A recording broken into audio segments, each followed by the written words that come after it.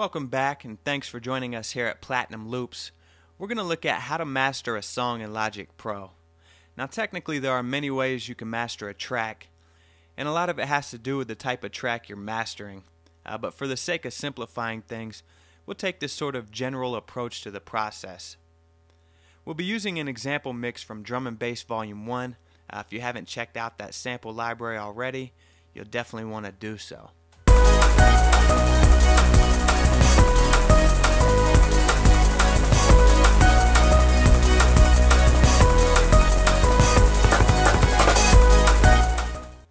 So first things first, you'll want to have your mix as tight as possible, and a good way to assess that is to throw a multimeter onto the track. So basically you'll want a nice even keel response across your frequency spectrum. If you have these huge peaks and valleys, and it looks like a snapshot of the Himalayas, you might need to address your mix. Then secondly, you'll want to check your correlation meter for any phase issues. This should swing primarily to the right.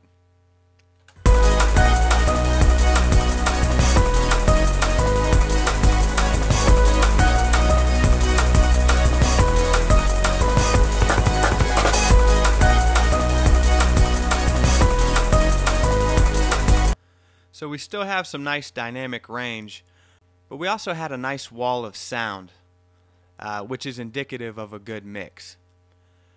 Once you know your mix is tight, you can go ahead and throw a linear EQ onto your mastering chain.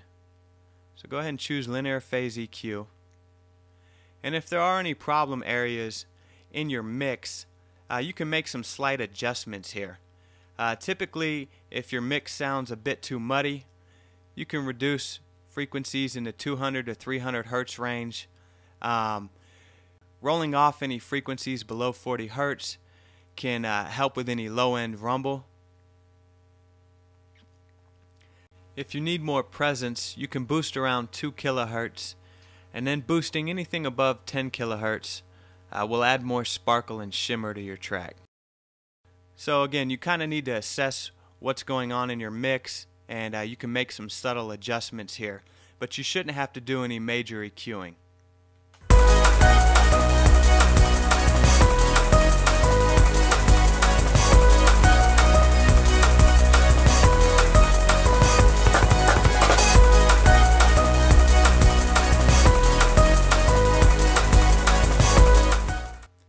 Next, you can throw on a multipressor, which is great for mastering. And this will help your mix become more cohesive. You can call it audio glue if you'd want. But typically I'll start with a preset.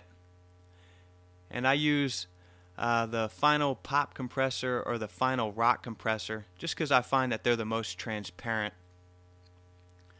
And then we can make some subtle adjustments.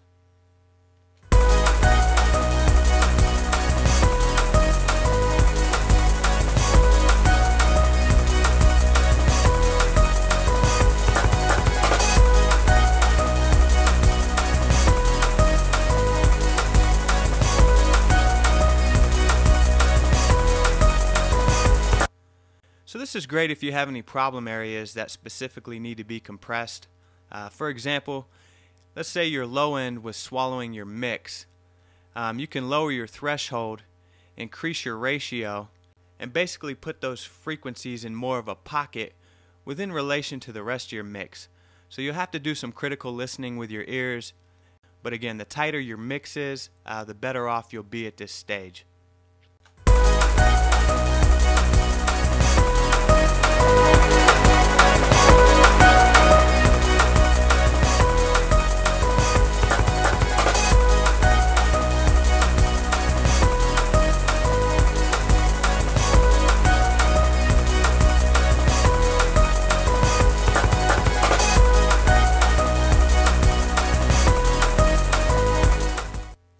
And lastly, we'll throw on an adaptive limiter, and this is where you're going to really get that loudness.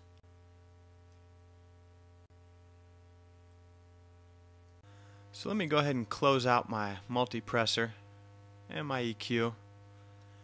Now for this adaptive limiter, I typically start with the preset average limit and then go from there.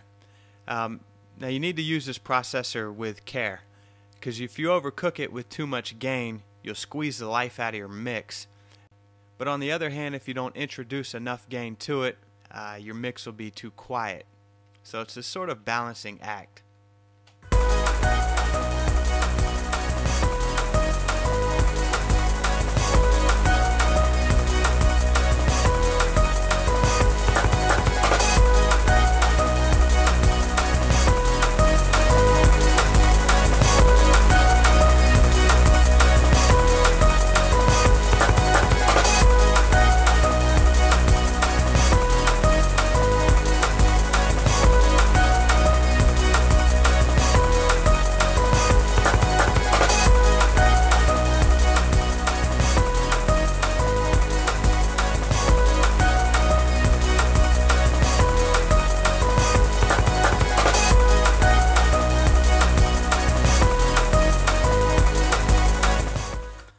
Now you want to make sure your out ceiling is dropped below 0 dB. So 0.1 or 0.2 works well, and that'll just prevent any clipping, which would cause distortion. So again, this is just sort of a general approach. You might need to make tweaks and adjustments depending on the nature of your track. So this has been an inside look at how to master a track in Logic Pro. Be sure to check us out at platinumloops.com.